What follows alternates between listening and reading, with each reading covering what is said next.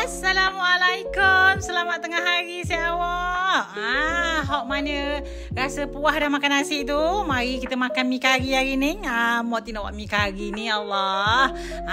Anak-anak ramai balik cuti sekolah ni. Mari kita makan mi kari. Sedapnya. Saya awak. Kalau siapa nak resepi, jom kita tengok. Mi kari ni senang je nak buat dia. Tapi bahan-bahan dia kena banyak lah sikit. Kalau bahan sikit tak sedap. Dia kena bahan banyak. Kita hari ni kita nak buat ayam, udang. Kita buh belaka fishball, fish cake tu. Mula-mula kita blend dulu bawang merah, bawang putih dengan halia. Kalau untuk buat mi kari, mak tidak suka mayang. Kalau buat kari biasa, mak mayang-mayang dulu bawang merah, bawang putih tu. Kita kalau nak buat mi kari ni, mak nak suruh rempah dia tu rasa kuah dia tu rasa smooth je. Jadi kita tumis rempah 4 sekawan dengan daun kari. Nak suruh bau wangi kok. Kalau tak tumis dia tak wangi. Jadi kita tumislah rempah 4 sekawan tu dengan daun kari biar dia wangi gitu. Dia garing dah sikit, kita letaklah cili boh. Biasalah kalau Mokti ni Mokti suka pakai cili boh je sebab kat Terengganu ni banyak cili boh sedap-sedap belaka. Kalau saya awak rajin, Mokti rajin sikit je. Kalau saya awak rajin banyak, boleh guna cili kering juga.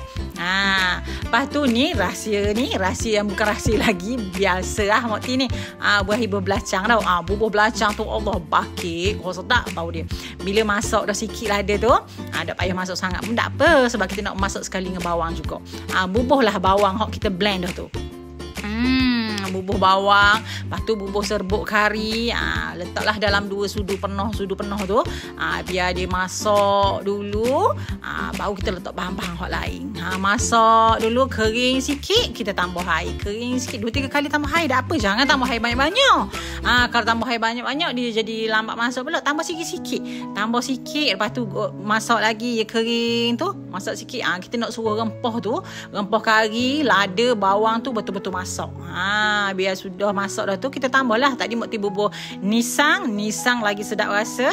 Nisang, asam keping, kalau nak buah asam jawa pun boleh. Mokti letak garam, lepas tu perasa, letak semualah bahan-bahan perasa dia tu.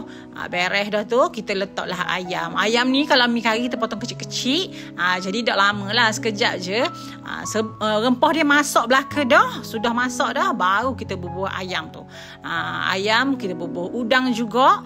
Kalau bubuh udang ni lagi special lah, manis rasa je. Ni ubi kentang Mokti potong dadu, lepas tu goreng dulu sekejap. Lepas tu ni santan. Kalau mi kari kena santan pekak. Kuah dia tu kena santan banyak sikit. Mokti suka hak dia rasa lemak-lemak berkrim tu. Sedap. Jadi walaupun santan mahal, jadi kena bubuh santan juga. Bubuh banyak santan. Kalau tak bubuh santan, boleh ganti je dengan santan kotak. Tak ada masalah. Lepas tu tambahlah air. Tadi santan pekak. Lepas tu ni Mokti tambah air biar penuh lah kuat periuk tu. Setakat mana kita nak. Jangan cair sangat. Kalau cair sangat jadi cerai je. Kurang Lepas tu kucak-kucak sikit. Bila masak dah tu, biar gelegok tu, bolehlah kita tambah carrot. Letak dalam tu carrot. Kalau sawi tu kita celor ke diang. Dalam tu kita bubuh carrot. Ni Mokti bubuh fishball, fish cake, semua jenis fish tu lah. Kalau saya awak nak buat hidang hari raya ke, nak buat jamuan ke, ramai-ramai makan, boleh celor asing ni. Tapi ni Mokti nak makan family Mokti je sikit seperiuk je, jadi kita bubuh je situ. Tu tahu kering. Wajib ada tahu kering. Kalau mi kari tak ada tahu kering, rasa macam sedap mana. Okey, beres dah kuah dia. Selepas letak bol-bol tu semua, bereslah sekejap je biar gelegok tu. Masak dah tu. Okey, siap kuah dia. Kita pun boleh hidang dengan mi.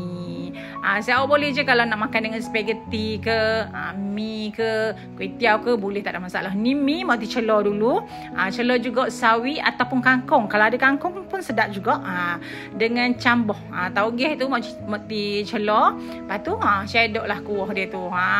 Shadok kuah biar penuh tu. Allah sedap ni. Bubuh biar penuh tu. Lepas tu kita benda ni kita letaklah sekali dengan telur rebus. Kalau bahan-bahan banyak gini, memang confirm sedap ni. Puas hati ni makan. Tu hari ni special sikit, kita ada sambal kerang. Kalau saya tak suka kerang, Mokti sebenarnya tak suka kerang. Ni untuk anak-anak lah. Bubuh sambal lada saja pun boleh. Lepas tu tabur daun bawang, Bawang goreng pun boleh. Letaklah limau kasturi tu. Perah. Sedapnya. Kena mulai dah cukup semangkuk ni. So awak kena try menu yang senang tapi sedap. InsyaAllah. Semua benda puas hatilah. Selamat mencuba.